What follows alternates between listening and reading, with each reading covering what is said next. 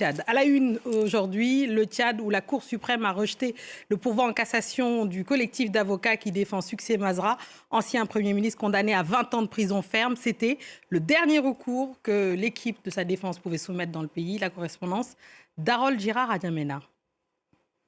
Ce jeudi, en fin d'après-midi, la Cour suprême de N'Djamena a définitivement condamné Succès Masra à 20 ans de prison ferme pour diffusion de messages à caractère raciste et xénophobe, pour complicité de meurtre, mais également pour association de malfaiteurs. Une condamnation qui était initialement intervenue lors de son procès en août 2025.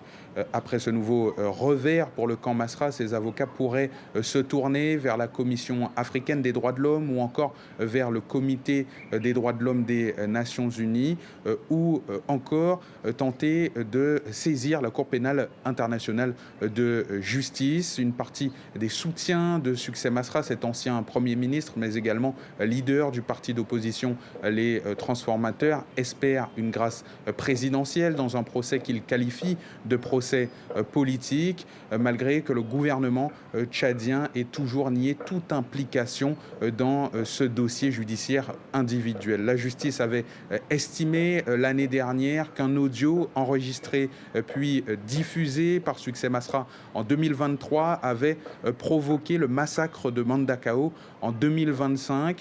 Une véritable tragédie qui s'est passée dans le sud du pays, un conflit interethnique où au moins 40 civils ont été tués.